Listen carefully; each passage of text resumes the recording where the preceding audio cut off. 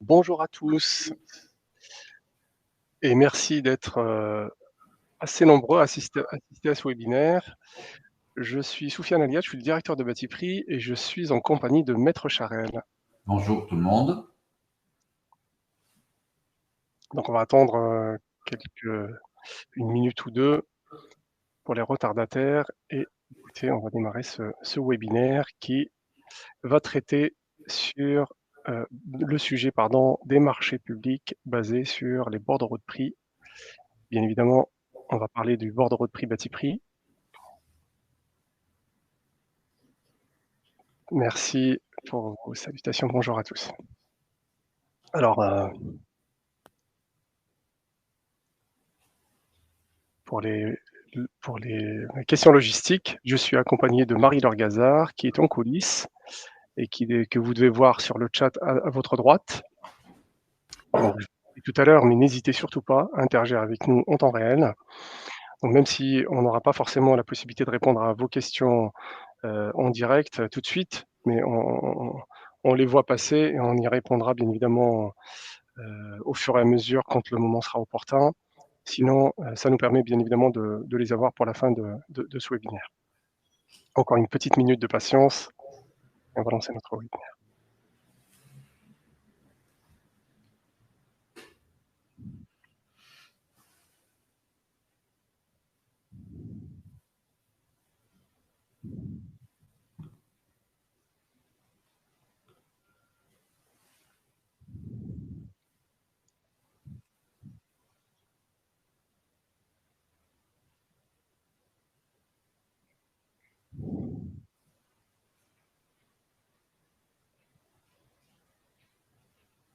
Une personne qui n'a pas de eh ben, écoutez, on va se lancer. Donc, encore une fois, merci, bonjour à tous ceux qui viennent se connecter à l'instant. Merci, de vous être, organisés pour participer à ce webinaire. Je suis Soufiane Alia, je suis le directeur de Batiprix et je suis accompagné de Maître Charel. Donc justement pour initier cet échange, je vais donner la main à monsieur Charel pour se présenter quelques secondes. Oui, donc bonjour à toutes et à tous et aux nouveaux arrivés. Donc Nicolas Charel, je suis avocat au barreau de Paris et également médiateur près des juridictions administratives et judiciaires. Donc en fait justement pour, peut-être ceux qui viennent d'arriver, ce webinaire est bien évidemment enregistré comme, la majorité des webinaires. Il est enregistré car vous pouvez vous-même en fait revoir le replay, le partager avec vos collègues si vous le souhaitez. Ça permet aussi à tous ceux qui se sont enregistrés, qui n'ont pas pu, se libérer pour assister à ce webinaire en direct, de pouvoir quand même regarder le webinaire à partir de demain. Vous avez la possibilité de poser vos questions. Le chat est à votre droite si vous avez un petit picto, donc n'hésitez pas. Pour des soucis techniques, j'ai Marie-Laure Gazard à mes côtés, donc elle pourra vous assister en chat privé, si vous avez des problèmes de son ou des problèmes, de connexion ou quel que soit ou des problèmes de coupure. Parfois, il peut y avoir des petits problèmes de cette nature-là. Donc, elle vous donnera les petites astuces. On utilise la plateforme Webikeo pour assurer ce webinaire. Donc, pour les questions, on essaie souvent, en fait, voilà, d'y répondre quand on peut, en temps réel, en quelque sorte, pendant le déroulement de la démonstration. Mais parfois, on est obligé d'attendre un peu à la fin parce que certaines questions, en fait, sont relativement complexes, peut-être à traiter. On va les laisser à la fin et on a un temps réservé aux questions-réponses. Donc sans trop tarder, je vous présente l'agenda du jour.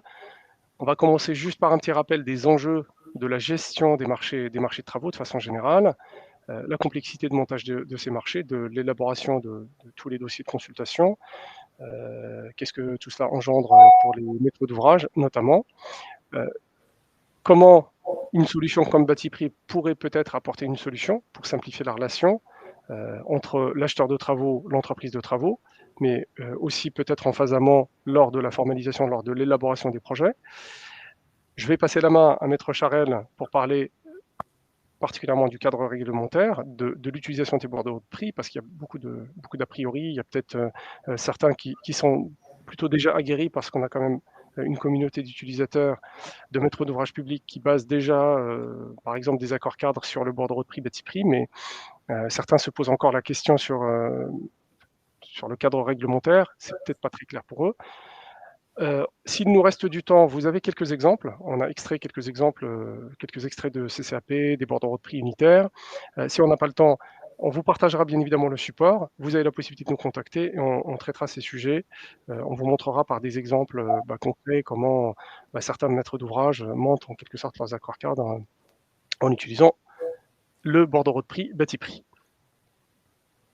Alors, je commence par la première partie juste en quelque sorte pour planter le décor, les enjeux. En fait, les enjeux des marchés de travaux sont différents pour l'acheteur et pour l'entreprise de travaux. L'acheteur cherche, mais vous allez voir que la finalité est toujours la même. Hein. On cherche bien évidemment à optimiser chacun en fait la partie qu'on gère. L'acheteur veut optimiser bien évidemment la gestion de l'argent engagé, des dépenses engagées pour faire les travaux. Donc, il cherche à mesurer, piloter sa performance économique.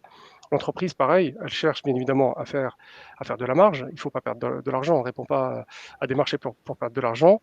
Et donc, il faut absolument être certain, s'assurer en quelque sorte, par exemple, de bien s'approvisionner, d'acheter les matériaux au bon prix, à minima au prix sur lequel l'entreprise s'est engagée au moment de la réponse. Donc il y a une question d'optimisation d'une part et d'autre pour que l'équilibre soit présent, pour que les marchés se déroulent dans les meilleures conditions possibles. La relation avec les clients et avec les fournisseurs, forcément, quand on contractualise, il faut en fait veiller à ce que les règles soient bien respectées.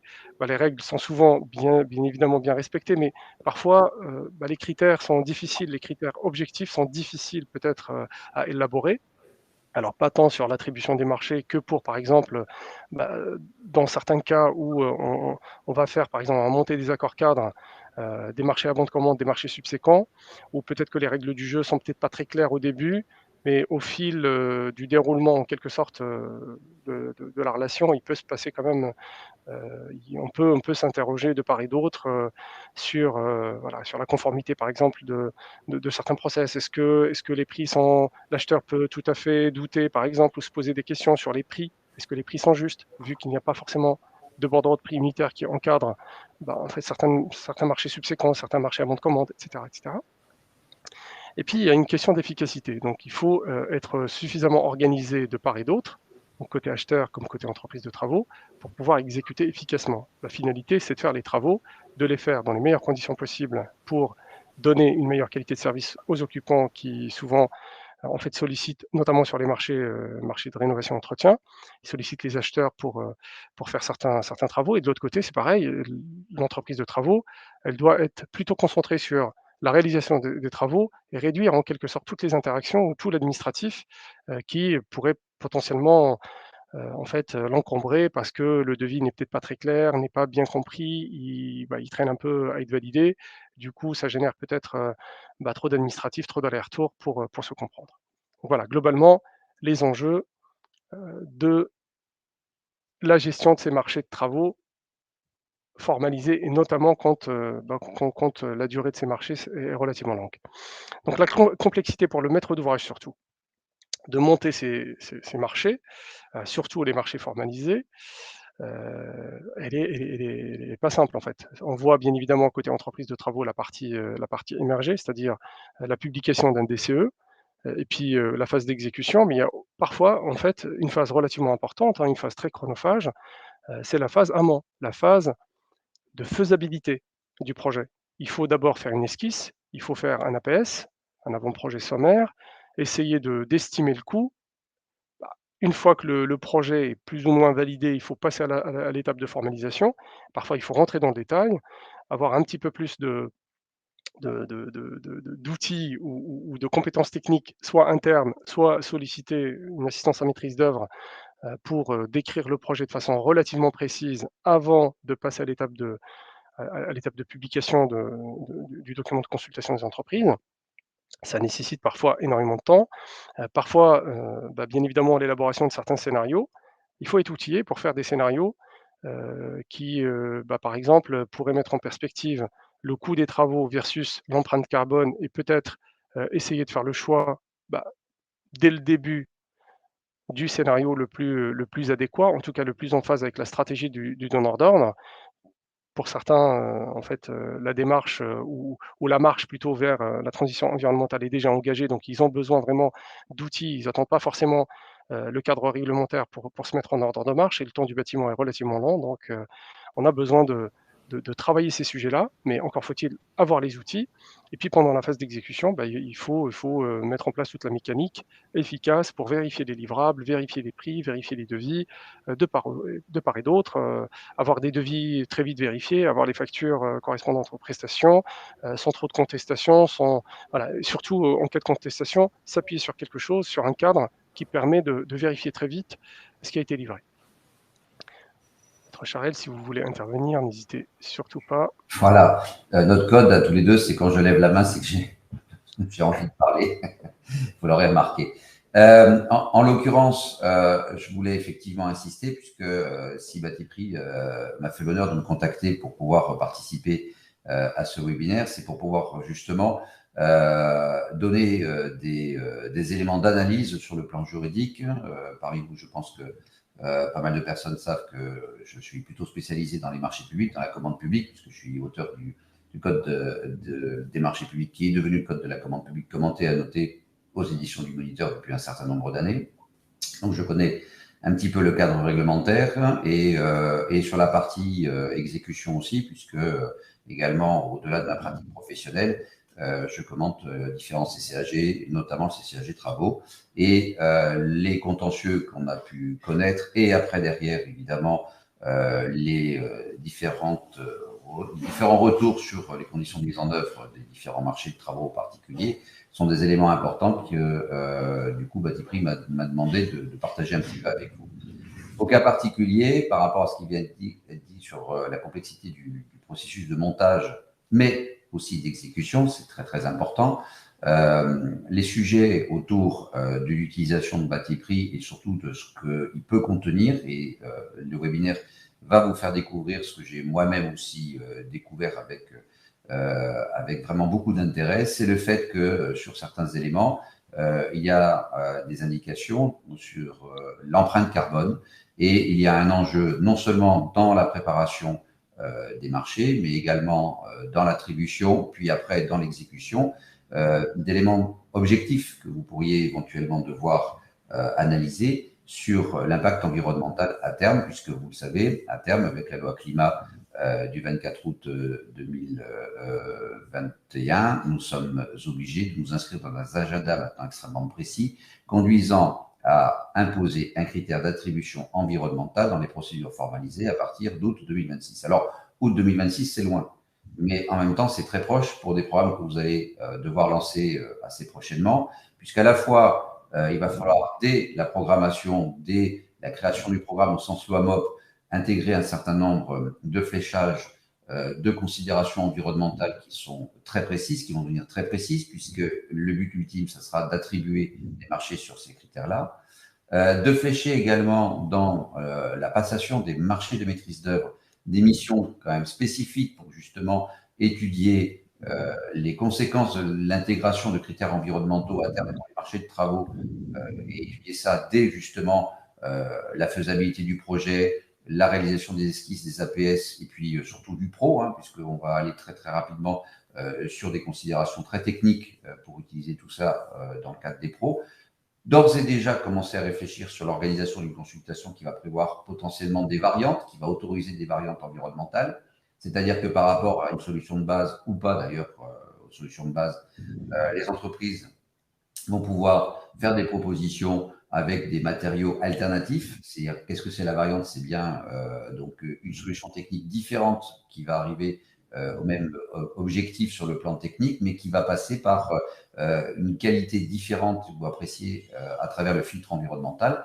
Et pour après, évidemment, à partir de 2026, mais d'ici là, on peut aussi commencer à être vertueux, vérifier si on peut attribuer des marchés sur la base d'un certain nombre d'éléments qui sont un peu difficiles parfois à apprécier, mais qui, grâce à une base de données, notamment celle de Batiprix, il peut y en avoir d'autres, mais en tout cas Batiprix contient des éléments intéressants sur l'empreinte carbone d'un certain nombre de matériaux et qui donne de manière assez objective des éléments de comparaison pour pouvoir analyser les offres. Donc c'est très important parce que quand on dit phase amont, l'évaluation de la faisabilité, l'esquisse, APS, on est très très loin du bordereau de prix des marchés de travaux. Non, en réalité, on est déjà très très proche parce que c'est déjà cette approche-là, pour être très proche des considérations environnementales qu'on va devoir imposer, qu'il est nécessaire d'avoir une base de données qui soit objectivée de manière à ce que vous puissiez avoir des éléments de comparaison par rapport aux objectifs, à la fois de comparaison sur les coûts, mais de comparaison aussi sur le plan technique et sur justement des objectifs de décarbonation d'un certain nombre de matériaux. Ça fait partie des éléments de réflexion dont vous pourriez avoir besoin pour faire de l'éco-conception, etc. Donc voilà, c'était pour ajouter ça, c'est-à-dire que ça vous paraît peut-être un peu loin ou en tout cas décalé si vous ne vous occupez que de passer des accords cadres de marché des accords cadres à bon de commande de travaux. En réalité, c'est une démarche qu'il faut savoir apprécier. Vous avez déjà avec Batiprix un outil qui va vous permettre de vous plonger de manière extrêmement pragmatique dans ces considérations environnementales qui vont devenir extrêmement obligatoires à partir d'août 2026. Voilà, merci, Maître Charel. Vous aurez un exemple vers la fin de la présentation sur ce sujet en particulier. Nous avons travaillé l'exemple à vous présenter justement qui est assez illustratif de cette nécessité. Donc en fait, justement, cette formalisation, elle est malheureusement, elle est indispensable, la formalisation d'un DCE, quel que soit le type de procédure de passation. Et le DCE, c'est quand même beaucoup de pièces, beaucoup de pièces. Alors parfois, il y a pas forcément nécessité d'avoir les 4 pièces techniques, le CCP pourrait suffire, on pourrait se contenter parfois d'un bordereau de prix unitaire, mais on constate, pas tout le temps, mais de temps en temps, des soucis d'incohérence, des problématiques de techniques en quelque sorte, où on va trouver des éléments peut-être dans le CCTP qui ne sont pas forcément dans le BPU, des éléments dans le DQE qui ne sont pas forcément dans le CCTP. Donc en fait, pour élaborer des pièces, formaliser en quelque sorte un document de consultation des entreprises qui soit, bien coordonné, parce que malheureusement et assez régulièrement, assez souvent, il fait intervenir plusieurs parties prenantes. Donc vous avez plusieurs profils, parce que la complexité du lot par exemple, est relativement, heu, voilà, nécessite en tout cas de faire intervenir 2 compétences techniques ou plusieurs compétences techniques parfois pour formaliser les CCTP ou, les bordereaux de prix unitaires et les DQE. Donc comment l'acheteur de l'autre côté doit s'assurer que les composantes du CCTP sont bien en phase avec tout ce qui est décrit dans le CCAP, tout cela nécessite vraiment une parfaite coordination et nécessite d'utiliser des outils. Alors sans outils, c'est possible bien évidemment, mais sans outils, on augmente en quelque sorte le risque d'erreur et le risque, d'aller-retour en quelque sorte pendant la phase de passation, mais aussi pendant la phase d'exécution, des choses qui potentiellement ne seraient pas forcément remontées lors de la réponse des entreprises et auxquelles, il faudrait, ma foi, trouver des solutions pour les gérer.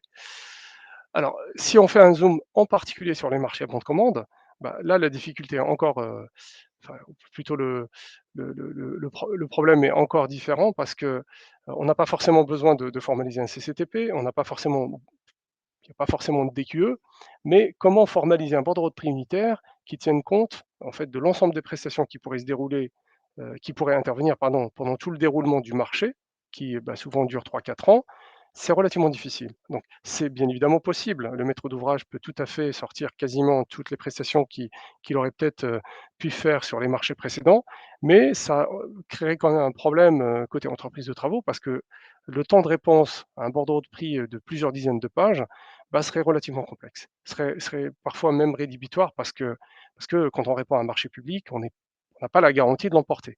Donc ça permettrait peut-être, ou en tout cas ça pousserait peut-être certaines entreprises de ne pas prendre le temps d'y répondre parce que pas de garantie de voilà et voilà, l'investissement ne vaut pas forcément le coup. Donc, une fois qu'on a passé cette étape de formalisation, alors il faut comprendre les devis. Il faut comprendre les devis des prestataires. Se baser sur un langage commun, c'est pas forcément évident. Souvent, le sachant, il est côté entreprise, il n'est pas côté maître d'ouvrage. Le maître d'ouvrage, il achète. Il peut disposer parfois, de compétences techniques internes, qui puisse bien évidemment bien comprendre le devis, l'interpréter, comprendre la cohérence et aller très, très vite en fait dans la relation, avec le fournisseur pour, exécuter rapidement les travaux.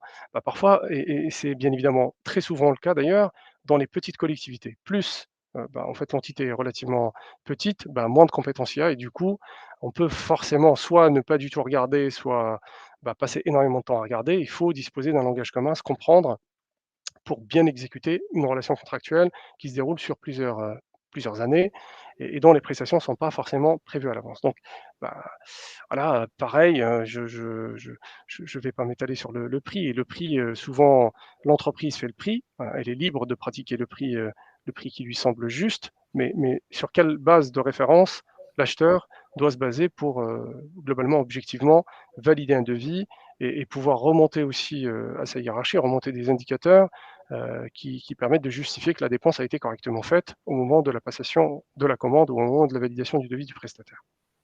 Voilà, donc allez-y. Allez, merci. L'approche qui vient de vous être présentée présente un intérêt majeur parce que l'approche bâti-prix, c'est en fait de faire un cadre comme son nom l'indique pour bâtir un prix. Et c'est que parfois, on peut avoir des difficultés à comprendre non seulement ce qui est proposé évidemment dans un devis, qui renvoie éventuellement pour la définition du besoin une certaine forme d'imprécision, c'est-à-dire qu'on peut avoir des trous dans la raquette sur un certain nombre de choses dans l'expression du besoin. Vous savez que c'est un exercice difficile, la définition préalable du besoin, et que donc de temps en temps, on a des imprécisions dans la définition du besoin, soyons francs tous. Et de la même manière, côté entreprise, n'importe quel prestataire peut avoir aussi un certain flou, volontaire ou pas, dans la réponse aux besoins. Et comme cela vient d'être rappelé, un contrat qui limite le risque contentieux, au niveau de la passation comme au niveau de l'exécution, c'est un contrat qui repose sur des bases communes totalement partagées. Plus il y a des incompréhensions, plus il y a des incertitudes, moins on a de sécurité et technique et juridique. Il faut absolument, pour tout litige, de toute façon, essayer de lever les malentendus. Et très souvent, les cahiers des charges peuvent être un peu insuffisants. Les réponses aux cahiers des charges sont elles-mêmes insuffisantes. Et en fait, on est sur deux malentendus, chacun ne comprenant pas la même chose par rapport aux différentes attentes. Donc, il faut acter les besoins et les attentes, mais de chaque côté. Et la méthodologie de type bâti-prix, bâti-prix au cas particulier, puisqu'on en parle ici, c'est le sujet, c'est justement d'aider acheteurs et opérateurs à avoir un cadre commun de référence pour bâtir ce prix, et puis pour après, évidemment, y répondre. Donc, c'est ça qui est intéressant dans ce type de dispositif-là, dans cette méthodologie, c'est l'apport que déjà il peut avoir sur les éléments constitutifs d'un prix pour se mettre d'accord sur l'approche de l'analyse qu'on peut faire d'un prix, de quelque devis que ce soit par rapport à quelque demande que ce soit, parce qu'on va parler, je l'espère pour vous en tout cas, en langage commun sur ce qui est souhaité, le besoin, les attentes par rapport à ce besoin et ce qui est proposé, la capacité à répondre intégralement à ce besoin et les éléments constitutifs du prix pour se mettre d'accord sur ce dont on a besoin, pour quel prix, pour quelle qualité et avec quel type d'engagement. Du coup, une méthodologie comme celle de bâti-prix limite, à mon sens, le risque contentieux pour la passation, puisque du coup, on va se mettre d'accord sur une attribution claire et non équivoque avec des critères de mise en œuvre qui correspondent entre ce dont j'ai besoin quand je suis acheteur public et ce que je peux proposer quand je suis entreprise.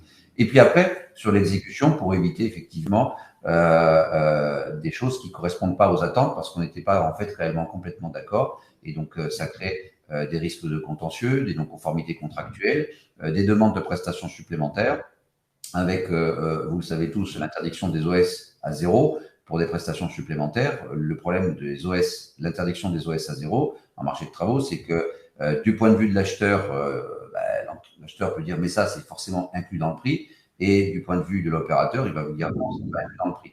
Donc si vous n'avez pas une méthodologie commune pour savoir ce qu'il y a dans le prix, il est clair qu'on peut discuter assez longtemps sur le fait que l'OS est illégitime s'il est à zéro. Au contraire, il est légitime parce qu'en réalité, on peut penser que c'était dans le prix. Donc, lever les malentendus, c'est indispensable et il faut trouver une méthodologie. Soit vous arrivez à vous parler, mais ça peut durer un certain temps, parce que s'il faut reprendre individuellement tous les postes de chacun des prix, ça peut durer vraiment un temps certain même. À l'inverse, avec une approche méthodologique commune et partagée, ça peut quand même conduire à lever le plus rapidement possible les malentendus sur le périmètre des prestations et le coût qui correspond. Et c'est ça la vertu que peut avoir une méthodologie de type bâti-prix. Merci, maître. Donc en fait, juste pour faire peut-être un petit récapitulatif de toute la phase, de tout le cycle de vie d'un marché, l'acheteur doit bien évidemment travailler avec les services techniques pendant tout le cycle de vie, en quelque sorte, du projet. D'abord dans la phase amont pour l'établissement et le contrôle des estimations prévisionnelles du projet, donc il faut élaborer des budgets. Ensuite, vous connaissez un peu le processus d'engagement budgétaire avant de formaliser le marché, de lancer les appels d'offres et de les attribuer. Mais aussi, donc il y a la phase d'analyse bien évidemment des offres, le suivi administratif du marché. Et il faut à un moment donné clôturer les comptes. Pour clôturer les comptes, il faudrait quand même un minima, donc clôturer les comptes, c'est additionner globalement ce qui a été engagé, ça c'est facile. Maintenant, souvent dans les marchés, on demande quand même à l'acheteur public de justifier.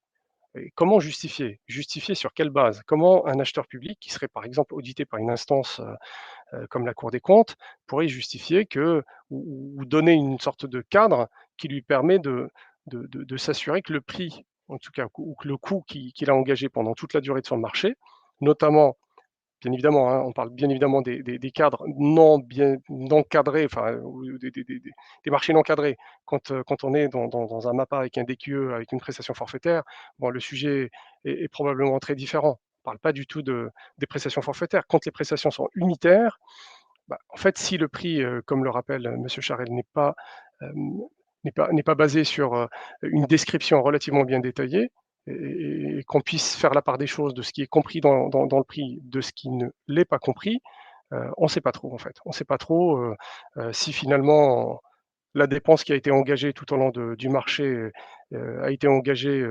efficacement ou pas, hein. On peut toujours, bien évidemment, peut-être faire valoir des échanges de négociations entre l'acheteur et l'entreprise. Encore faut-il que ces négociations soient basées sur une référence, sur un prix de référence et sur quelque chose qui fait foi. Donc pour conclure, enfin, on peut bien évidemment gérer les marchés, il n'y a pas de problème. On n'a pas toujours besoin d'un outil, mais encore faut-il être bien organisé en interne, disposer d'effectifs capables en fait de suivre l'exécution des marchés, bien évidemment de les formaliser et de bien les formaliser en amont, ou alors avoir en fait la possibilité, la capacité de solliciter un maître d'œuvre. Donc pour les marchés qui sont configurés comme ça, bon, on va dire qu'il n'y a pas trop de difficultés à les dérouler dans de bonnes conditions. Malheureusement, ce n'est pas toujours le cas. Le maître d'ouvrage n'a pas forcément parfois les budgets pour engager une assistance à maîtrise d'ouvrage, n'a pas forcément les effectifs, ou alors son projet n'est peut-être pas suffisamment intéressant pour un maître d'œuvre, et du coup, il va se retrouver un peu tout seul pour la gestion et la formalisation, pour la formalisation et l'exécution de ce marché, et il va devoir mettre en place les process et l'organisation qui va lui permettre d'être efficace et de restituer quelque chose qui lui permet voilà, d'être en conformité avec ce qu'on lui demande, c'est-à-dire de bien veiller à ce que la dépense publique soit bien engagée. Voilà, globalement, si on devait faire la conclusion de cette partie. Maître Charel, si parfait. Eh ben, écoutez, la suite, c'est très simple. Enfin, maintenant qu'on a un peu posé le cadre, alors comment Batiprix, c'est quoi Batiprix pour ceux qui ne connaissent pas? Parce que bon, on a vu un peu la liste des participants, vous êtes très nombreux quand même à connaître Batiprix, voire à utiliser Batiprix régulièrement. Rappelons simplement qui est Batiprix, parce que Batiprix, ce n'est pas une entreprise, ça l'était il y a 40 ans, ça a été racheté par le Moniteur et c'est devenu avec le temps la solution de référence pour les professionnels. Donc Batiprix souffle sa 40e bougie cette année d'ailleurs. Et donc quand on parle de Batiprix, en fait on parle plutôt du groupe Moniteur, du Moniteur qui est l'entreprise en fait qui porte bien évidemment la marque Batiprix, et ce depuis déjà quelques décennies. Alors, à quoi sert Batiprix ou comment Batiprix est utilisé? Batiprix est utilisé par, globalement l'ensemble des acteurs de la construction, les maîtres d'ouvrage qui ont besoin de formaliser, qui ont besoin de chiffrer, mais les entreprises de travaux, également.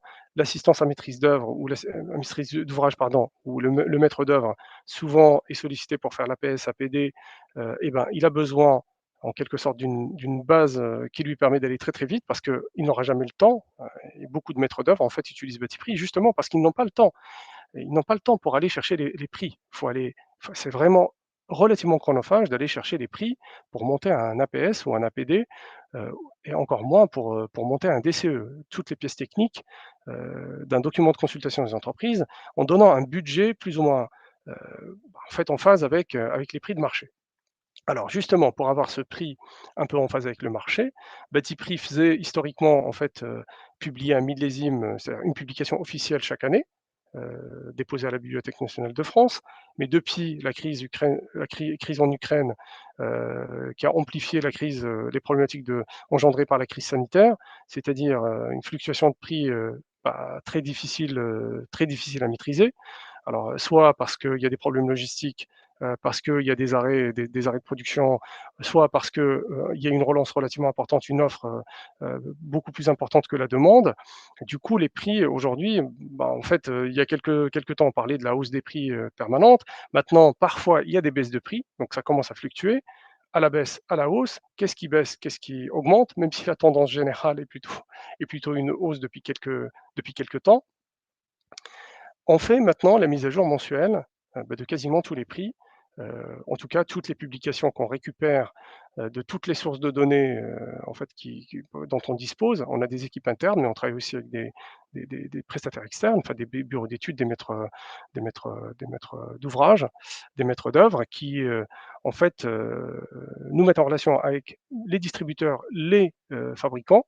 Donc on a besoin, nous, pas de données approximatives ou pas de données statistiques. On ne peut absolument pas mettre à jour Batiprix avec une donnée statistique. Ça n'a jamais été le cas. On est obligé de prendre le prix réel du fabricant et ou du distributeur, sans forcément indiquer de remise ou sans pratiquer de remise sur les prix, même si on sait très bien que les prix qu'on récupère, nous, sont les prix publics conseillés. Sur ces prix-là, parfois, et c'est relativement rare, le fabricant indique une remise de 15%, une remise de 10-15% en moyenne. Donc on applique bien évidemment la remise publiquement affichée par le distributeur ou par le fabricant lui-même, mais on s'arrête là. Donc on donne le prix vraiment fourni ou communiqué par soit le fabricant, soit le distributeur. Il n'y a pas de statistiques. Deuxième composante aussi de Batiprix, c'est que c'était son ADN depuis le début. Batiprix a été monté justement sur une notion de matériaux, donc totalement, on va dire, découplé de toute notion de gamme, de marque ou de référence à un distributeur ou un fabricant. Il n'y a pas dans la nature, en tout cas, dans le business model, excusez-moi le terme, dans le business model de Batiprix, depuis sa création, il n'a jamais été question de faire de la publicité, comme le font la grande majorité d'ailleurs des bibliothèques de prix, parce qu'elles servent justement à identifier les projets, à alimenter les fabricants et ou les distributeurs de ce qu'on appelle des leads ou des projets potentiels ou des projets concrets en cours d'exécution pour peut-être favoriser ou promouvoir une marque plutôt qu'une autre. Ce n'est absolument pas du tout, pour ceux qui connaissent en tout cas Batiprix, vous ne trouverez jamais de marque ou de citation de gamme de produits qui permettrait de remonter à son distributeur, sauf si le fameux fabricant, pardon, surtout le fabricant, est dépositaire d'un brevet, d'une marque, et que le nom de sa marque est dans le brevet. Ça arrive par exemple dans les lots techniques, on a des protocoles de communication et d'échange qui malheureusement citent les marques. Mais quand on cite les marques, en tout cas dans les protocoles de communication, ces protocoles sont forcément utilisés par d'autres fabricants, par d'autres distributeurs. On ne va jamais citer les produits, les matériaux d'une marque ou d'un distributeur en particulier. Donc, une dernière particularité, c'est que Batiprix est déposé à la Bibliothèque nationale de France chaque année. On produit un millésime qui est figé.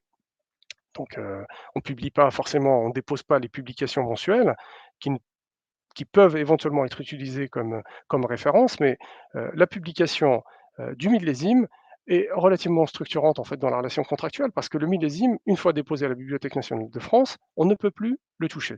Donc vous allez voir en fait quand je vais vous présenter la structure Batiprix. Batiprix, c'est quand même 23 corps d'État, c'est près de 30 000 ouvrages.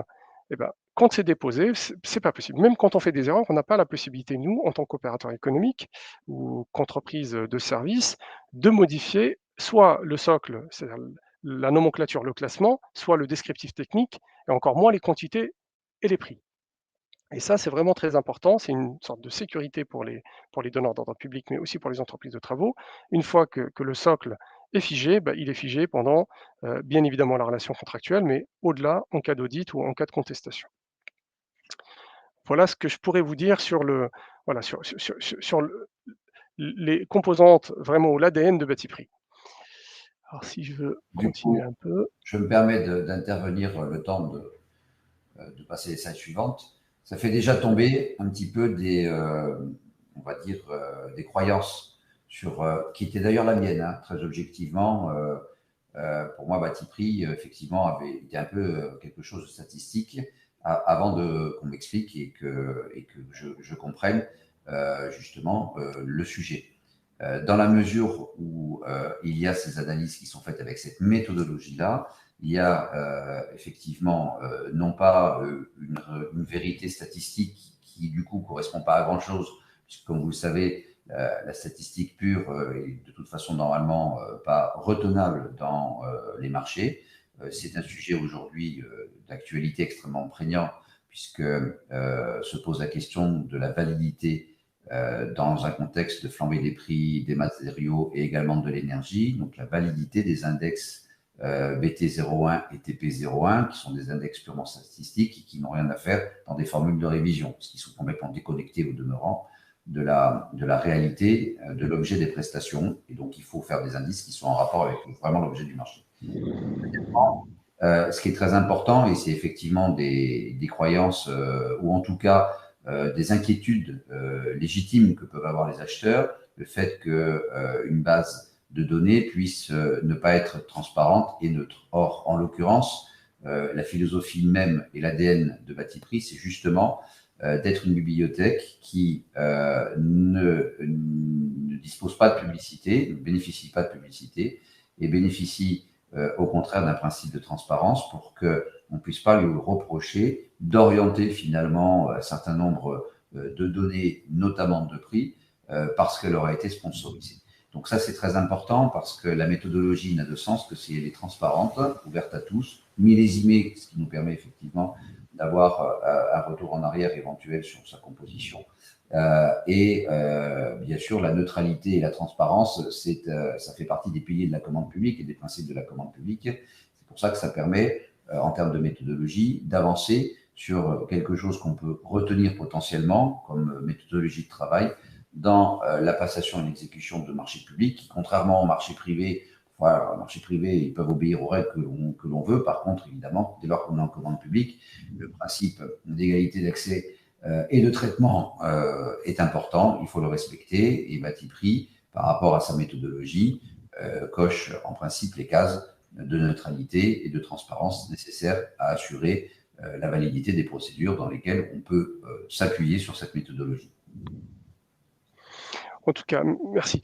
Enfin, en tout cas, si on regarde maintenant la composition de Batiprix, vous avez en fait une sorte de plan de classement qui permet d'organiser les prestations dans des corps d'état, des chapitres, famille, sous-famille, etc., jusqu'au niveau élémentaire de l'ouvrage. On va regarder concrètement ce que c'est qu'un ouvrage juste par la suite.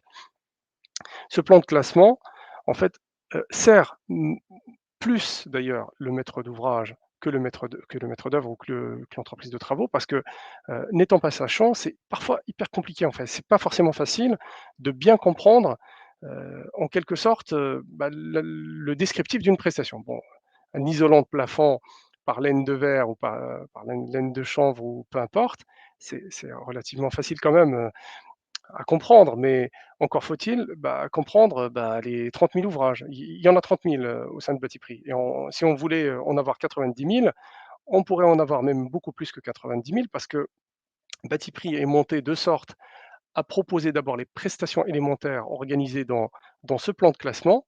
Et il y a, si vous regardez bien pour les connaisseurs, pour ceux qui souhaitent bien évidemment en savoir plus, on est là, on pourra vous montrer concrètement comment ça marche. Batiprix a intégré des coefficients de majoration minoration, donc en fait des plus ou moins values, justement pour éviter de démultiplier les ouvrages par 2, par 3, par 10, vous avez les ouvrages les plus élémentaires, vous avez des coefficients de majoration-minoration qui permettent par exemple de monter, par exemple, je prends un exemple très simple, une cloison en placo-plâtre, on peut la chiffrer très vite, hein, très simplement, une cloison de placo-plâtre de base, et vous avez dans le bâti prix justement des coefficients de majoration-minoration qui permettent de monter d'une gamme de placo-plâtre standard à une gamme un petit peu plus isolante, une gamme hydrofuge, une gamme acoustique importante, et ces coefficients de majoration et de minoration permettent tout simplement en fait de réduire le nombre d'ouvrages et plutôt de prévoir quasiment la totalité des cas possibles et d'en simplifier l'utilisation. Vous avez une deuxième utilisation de ces coefficients de majoration et minoration. Encore faut-il bien évidemment comprendre que ça existe et les utiliser. On a des coefficients de majoration qui permettent de temps en temps de réviser le prix fourni posé. Vous avez un exemple ici, je vais essayer de zoomer, un exemple d'ouvrage. Alors là, c'est une isolation plafond avec de la laine de chanvre. Vous avez pour cet ouvrage, en fait, le temps moyen de mise en œuvre, le coût, bien évidemment, de la main-d'œuvre, j'y reviendrai un petit peu plus tard. Vous avez le déboursé sec et bien évidemment le prix de vente en fourni posé. Le prix de vente, je vous montrerai comment c'est calculé. Il est calculé sur la base de coefficients de frais généraux et de coefficients de bénéfices. Mais en fait, parfois, il arrive que le chantier est peut-être un petit peu complexe. En fait, on ne peut pas peut-être installer, bon, c'est peut-être pas vrai pour l'isolation d'un plafond, mais c'est vrai dans un certain nombre de cas, notamment dans le gros œuvre, ça peut arriver que le chantier soit relativement complexe. Parce que le chiffrage, que ce soit par exemple le temps de mise en œuvre ou que ce soit les quantités de fourniture, surtout le temps de mise en œuvre, parfois il fluctue, il dépend bien évidemment de la complexité du chantier. Ça dépend de la nature du chantier. Donc il y a des coefficients de majoration et minoration qui permettent aussi en fait, de tenir compte de la complexité peut-être ou de la difficulté de réalisation de la prestation parce qu'il va bien falloir quand même mettre un prix. Donc pour faire un prix, il faudrait bien partir d'une hypothèse. Alors l'hypothèse est toujours clairement définie. Donc pour ceux qui connaissent en fait le bâti prix, alors soit le bordereau, soit les applications digitales, vous avez toujours un petit infobulle. Alors on n'a pas prévu vraiment de faire une démo, mais vous avez toujours une petite infobulle où vous avez une description au sein du chapitre.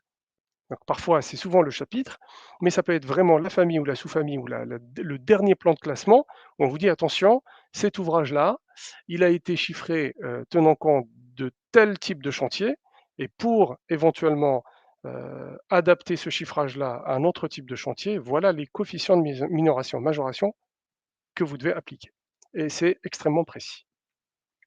Donc si j'avance un petit peu, je vois que le temps file. Si on revient sur, en fait, la composition, cette notion de transparence, elle vient vraiment de là, hein. Donc, par exemple, vous avez le taux horaire de main-d'œuvre de bâti prix. Alors le taux horaire de main-d'œuvre de bâti prix, il est expliqué dans les premières pages pour ceux qui achètent, le bordereau. Ceux qui souhaitent le consulter, c'est bien évidemment déposé à la Bibliothèque nationale de France et c'est libre d'accès. C'est disponible gratuitement et sans achat sur le site web de Batiprix. Vous tapez batiprix.com, vous allez retrouver les hypothèses de calcul, par exemple du taux horaire de main-d'œuvre.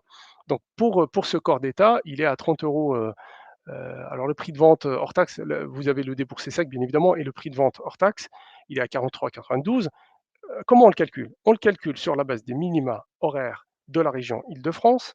Vous avez toutes les composantes en fait qui ont permis de calculer le taux horaire de main-d'œuvre, notamment les temps improductifs, parce que vous avez des temps improductifs par corps d'État qui diffèrent. Quand on fait du gros œuvre à l'extérieur d'un bâtiment, bah forcément, on est beaucoup plus soumis à des contraintes météorologiques, à des contraintes, à des aléas qui ne sont absolument pas les mêmes que quand on fait les travaux à l'intérieur d'un bâtiment. Ça tient compte des indemnités de trajet, etc., etc. Et on prend ces publications officielles, de sources officielles, et on donne les sources. Voilà. Donc, pour la révision, par exemple, alors on a souvent des questions. Oui, mais les prix de bâti prix, c'est des prix parisiens. Bah, en fait, c'est des prix parisiens parce qu'on a décidé de prendre depuis très longtemps l'indice de référence bien évidemment, on parle du minima horaire. Le minima horaire des profils, des catégories socioprofessionnelles qui interviennent, en tout cas dans les chiffrages. Je ne vais peut-être pas rentrer trop dans le détail, mais si on veut réviser le prix, il n'y a pas de problème. Vous avez toutes les publications, toutes les confédérations professionnelles, bon, en fait, publient le prix. Le moniteur publie enfin, le prix, les minima horaires en fait, de quasiment toutes les régions. Et quand vous regardez de façon approfondie. Franchement, les minima horaires, bien évidemment, toutes les entreprises ne payent pas les minima horaires, mais les minima horaires diffèrent de 1 à 2 selon la région dans laquelle on se situe, en tout cas en France métropolitaine. Donc c'est tout à fait possible, bien évidemment, de réviser, enfin d'ajuster le coefficient de calcul, par exemple, du coût horaire de main-d'œuvre, puisqu'on vous donne quasiment toutes les composantes. Et donc l'entreprise, comme le maître d'ouvrage, peut tout à fait comprendre et se retrouver en quelque sorte dans ce calcul si on lui explique quasiment toutes les composantes. Il y a des tableaux et vous avez même un guide qui permet de personnaliser le taux horaire de main-d'œuvre, surtout pour les entreprises, par exemple, qui répondent à des marchés et qui souhaitent peut-être en fait, personnaliser un peu les paramètres de calcul du temps horaire de main-d'œuvre, parce que tout le monde ne paye pas les minima horaires. Néanmoins, en fait, dans le calcul du prix, nous, on intègre souvent 3 profils différents, donc 3 profils, 3 catégories socio-professionnelles. Parfois, les ouvrages ne sont pas forcément réalisés par 3 catégories socio-professionnelles. Pour les quantités, c'est pareil, en fait, les quantités que vous voyez ici, là, c'est un exemple de cloison alvéolaire.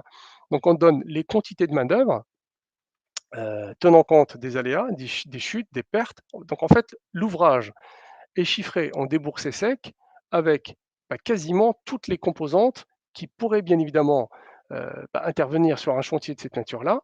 Parce que vous voyez bien, par exemple, pour la cloison de cette nature-là, on a pris 10% de chute. Donc il faut 1,50 m et pas 1 m².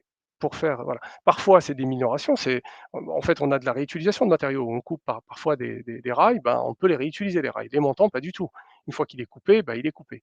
Vous avez bien évidemment les prix, cette fameuse question sur le prix. Le prix qui est indiqué ici, pardon, je reviens juste, le prix qui est indiqué ici, le prix unitaire, en fait, c'est le prix bien évidemment du fabricant ou du distributeur ramené à l'unité. L'unité, elle est juste en face pour, par exemple, la cloison, vous avez, c'est chiffré au mètre carré. Donc justement, pour éviter de trop réduire en quelque sorte le spectre de calcul de ce fameux prix, parce que toutes les entreprises, bien évidemment, ne travaillent pas avec les mêmes fabricants ou avec les mêmes distributeurs. Chacun a une préférence de marque. Qu'est-ce qu'on va faire? Nous, on va aller chercher les marques les plus utilisées, 2, 3, 4, 5, parfois on a une dizaine de prix pour juste une ligne de matériaux dans un ouvrage. Et donc, le prix qui est indiqué, par exemple, les 14,41 €, c'est le prix moyen de 4, 5, 6 prix qu'on a trouvé chez des distributeurs ou chez des fabricants, justement pour éviter surtout d'influencer le niveau de prix. Forcément, ce prix-là, c'est le prix public conseillé. Donc, quelqu'un qui chiffre à 14,41 € la cloison 50 millimètres, c'est souvent des retours en fait qu'on a. Il peut trouver ça, alors côté entreprise de travaux, bien évidemment, peut-être un petit peu plus cher. Forcément, c'est plus cher. C'est surtout le prix non remisé parce que tous les pros ont forcément des remises. Alors, à contrario, si on se positionne par exemple dans les DOM, enfin en dehors, hors métropole, ce prix-là est forcément pas du tout adapté. Il est forcément un peu inférieur. Donc, parce qu'il y a forcément un décalage entre la métropole et les DOM, et nous, on ne peut pas forcément fournir le catalogue bâti prix, le bordereau bâti prix en 30 000 versions. Donc le prix, en tout cas, est précis. On donne le prix il n'y a pas de régionalisation de prix, bien évidemment, sur les matériaux. C'est le prix moyen calculé sur la base de plusieurs collectes de prix de plusieurs marques auprès de distributeurs. Si on peut, nous, on préfère plutôt les fabricants, auprès des fabricants directement, pour ne pas trop influencer sur voilà, sur le prix de vente pratiqué par le distributeur qui tient compte de beaucoup plus de paramètres que le prix conseillé, public conseillé que donne le fabricant. Et ce n'est que comme ça, en fait, qu'on calcule nos prix. Voilà. C'est vraiment une méthodologie de calcul qui est extrêmement précise et extrêmement détaillée. Vous avez quasiment tout, tous les aléas et toutes les hypothèses de calcul de prix qui sont documentées dans une dizaine de pages et qu'on vous transmettra bien évidemment avec le support de présentation si vous le souhaitez. Donc, il suffit de nous le demander. Alors, j'essaie d'avancer un petit peu plus vite. Donc, les prix des matériaux, c'est ce que je viens de dire en fait. Pas de sponsoring, pas de marque. On se base sur les prix réels et il n'y a surtout pas de statistiques comme l'indice BT ou l'indice TP pour le calcul du prix. Un scénario, pour laisser un peu le temps des questions-réponses, qu'on a abordé tout à l'heure en début de présentation, c'est le scénario, par exemple, de calcul de l'empreinte carbone. Qu'est-ce qu'on va trouver dans Batiprix? On va trouver par exemple les prix. Le prix fourni posé, 3 matériaux. on veut faire de l'isolation. Alors on peut en avoir beaucoup plus, mais là j'ai pris 3 matériaux juste pour illustrer.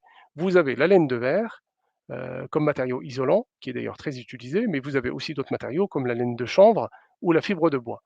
Donc un maître d'ouvrage, il a les prix, mais en fait, justement, pour savoir quel type de matériau choisir, par rapport peut-être à une démarche de transition environnementale, il aimerait bien, bon, bien évidemment, savoir la performance thermique, parce que souvent c'est un matériau isolé, souvent c'est le premier critère qu'on va voir, mais il s'intéresse aussi à l'empreinte carbone. Donc si vous prenez les données environnementales, en fait, qui sont bien évidemment qui viennent d'une seule donnée, hein, c'est d'une seule source de données fiable aujourd'hui, c'est la base IGNES, c'est des données publiques, consultables sans aucun problème. Vous regardez en fait la composante performance thermique, vous avez exactement la même performance thermique de la même épaisseur des trois matériaux. Par contre, quand vous regardez en fait bien évidemment le prix, mais surtout l'empreinte carbone, là c'est autre chose. Alors, vous avez dans ce tableau la comparaison du prix, donc de la laine de verre comme référence, bien évidemment, versus la laine de chanvre et la fibre de bois. Si vous regardez par exemple la fibre de bois, elle est 3 fois plus chère, bien évidemment, que la laine de verre, mais en termes d'empreinte carbone, elle permet de réduire de presque 18 fois l'empreinte carbone. Donc en fait, ça c'est quelque chose de très concret. C'est pas simple d'aller chercher ces prix et de mettre bout à bout, tout ça tout seul, mais si vous avez à disposition ce genre d'informations, vous pouvez élaborer des scénarios. Donc à contrario, la laine de chanvre pourrait peut-être être une alternative, donc elle est 2 fois plus chère, peut-être que plus facile à financer pour le maître d'ouvrage, mais en termes d'impact carbone, bah, elle ne réduit que de 2 fois, elle réduit malgré tout de 2 fois quand même l'empreinte carbone par rapport à la laine de verre. Voilà, en fait, c'est vraiment ce type d'usage qu'on a un peu essayer de travailler avec l'IFPEB dans Bâti Prix et membres.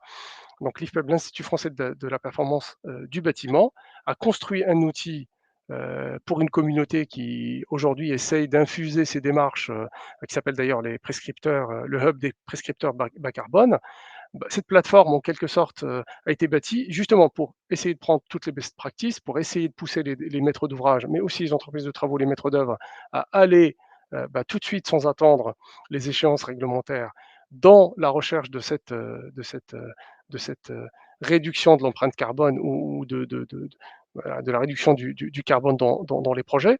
Bien évidemment, pas que les projets neufs, les projets de rénovation entretien. Et cet outil-là, il est beaucoup plus élaboré que ce que je viens de vous montrer ici. Et il permet vraiment d'aller tout de suite voir en fait les matériaux, de calculer en quelque sorte le coût et l'empreinte carbone sur la totalité de la durée du cycle de vie et d'essayer d'élaborer des scénarios en phase d'APS, APD, en phase d'esquisse, on peut le faire aussi, et de faire des choix plutôt éclairés et objectifs. Voilà en tout cas ce que je voulais vous dire sur l'utilisation de Batiprix. Je laisse peut-être Monsieur Charel conclure justement sur la partie purement réglementaire de l'utilisation des bordereaux de prix dans les marchés publics. Si vous voulez compléter un peu, vous avez déjà pas mal. J'ouvre le micro. Ouais, Voilà, pardon. ça, pour éviter les bruits parasites. Oui, que dit la loi, c'est qu'en réalité, l'utilisation des bordereaux de prix, pour pouvoir attribuer un certain nombre de marchés, c'est évidemment indispensable. Soit c'est du marché classique, et auquel cas, on va avoir un référentiel de prix qui peut être constitué sur la base de base prix, on l'a vu, soit, et c'est un peu plus là que ça devient compliqué pour les acheteurs, on est sur des accords cadres à bon de commande, avec toute une liste de bordereaux de prix qui vont devenir, qui vont se contractualiser pour un certain temps. Et donc, effectivement, la question, c'est de savoir, est-ce qu'on peut utiliser Batiprix pour bâtir le bordereau de prix? Écoutez, rien ne l'interdit, hein, évidemment, puisque c'est une méthodologie qui peut être retenue pour déterminer la structuration des prix et faire des références à des numéros de prix, des catégories de prix, sur quelque chose qui est une méthodologie commune que l'on peut parfaitement imposer dans le cadre de réponse. Il n'y a pas de difficulté. Après, les entreprises, elles se l'approprient. Elles peuvent le faire en utilisant la base Batiprix ou le faire par elles-mêmes sur la base des codifications Batiprix qui sont utilisées par l'acheteur. Ça ne pose pas de difficulté sur le plan réglementaire. Sur le plan réglementaire, il y a une neutralité absolue de l'utilisation de méthodologies. Ça ne nécessite pas des efforts considérables pour des entreprises qui veulent répondre que de devoir elles-mêmes accéder à la base de Batiprix. Donc, c'est ce qu'on ce qu'on demande dans le cadre de la commande publique, c'est qu'il appartient aux entreprises de faire les efforts raisonnables pour pouvoir donc répondre à un certain nombre de procédures. C'est des choses assez régulières et traditionnelles. De la même manière qu'on a imposé la dématérialisation à un moment donné, se poser la question de savoir si ça ne limitait pas la concurrence de dématérialiser par rapport aux entreprises qui n'avaient pas encore, ou ne voulaient plutôt pas mettre les moyens nécessaires pour répondre sur des plateformes dématérialisées. Tout le monde s'y est mis, il n'y a pas de difficulté. Donc, c'est véritablement un système qui est suffisamment ouvert et accessible et neutre dans sa définition pour qu'on puisse y faire référence, de mon point de vue, sans grande difficulté sur le plan juridique.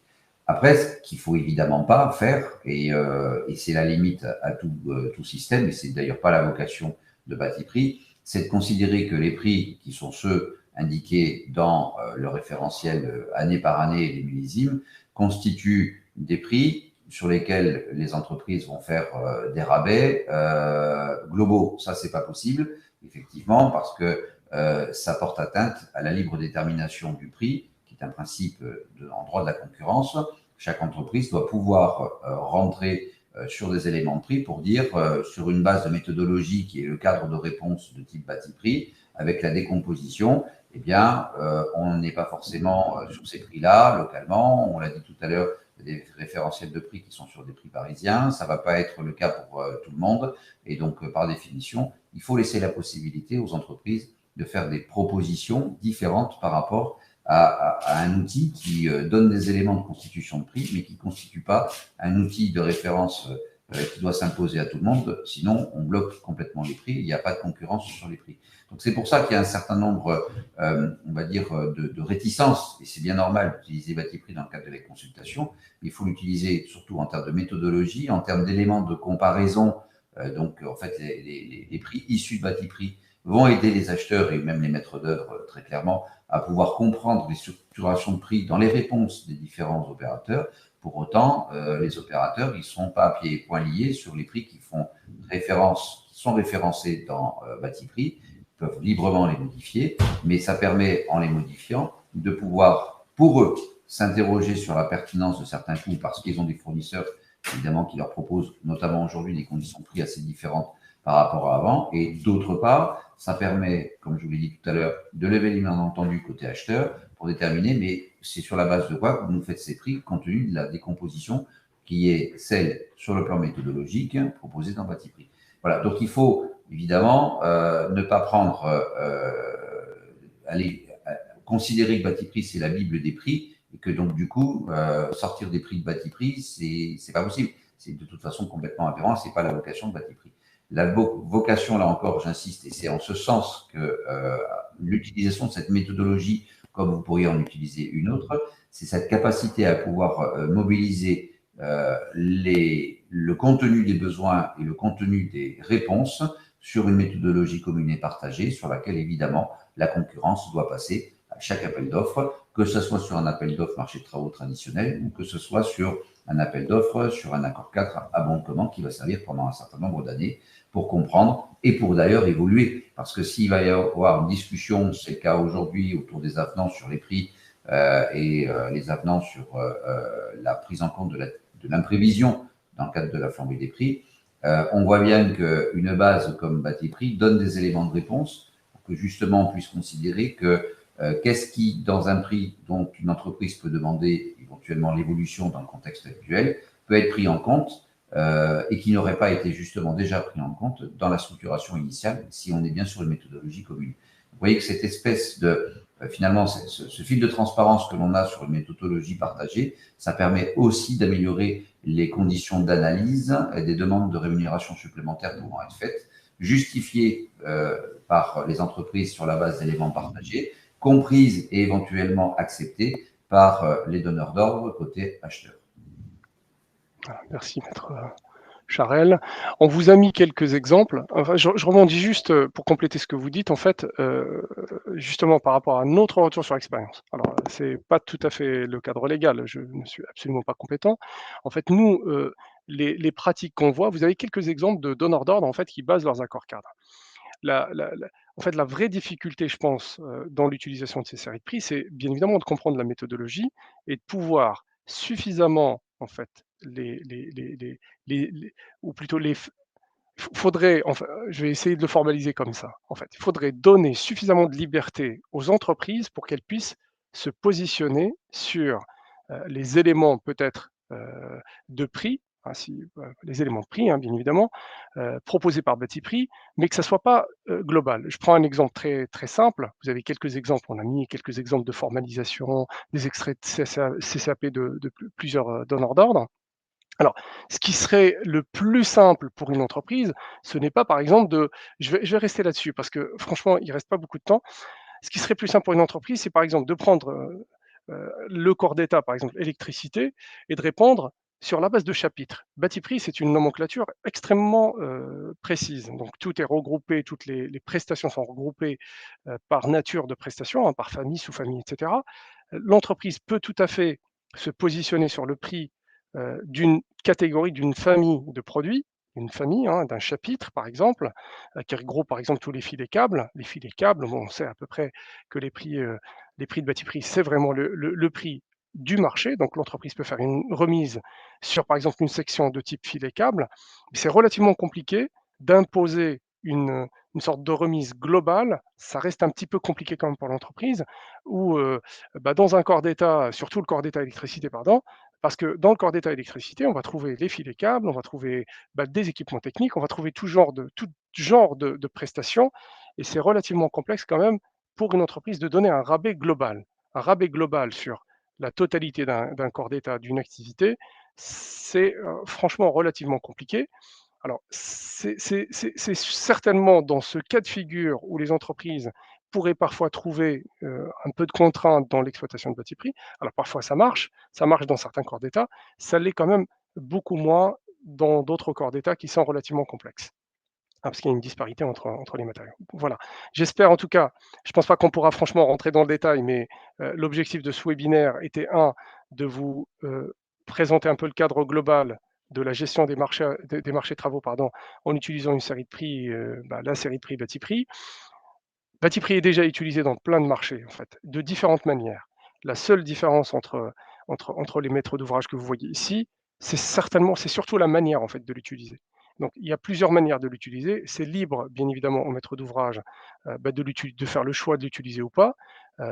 Il faut, la règle, en tout cas, que je retiens de Maître Charel, c'est surtout la souplesse, en fait. C'est surtout la souplesse pour les entreprises. Donc, il faudrait surtout ne pas prendre le Batiprix comme un socle rigide, comme une sorte de base de données entière sur laquelle les parties doivent s'engager coûte que coûte, quelles que soient les conditions, etc. Parce que là, ça limite vraiment l'intérêt, ça réduit vraiment l'intérêt de la bibliothèque. Il faut comprendre que c'est une méthodologie et comme toute méthodologie, très transparente et clairement définie, en tout cas dans plein de supports, on peut l'exploiter de façon à ce qu'elle soit vraiment adaptée au contexte du marché, au contexte de chaque marché.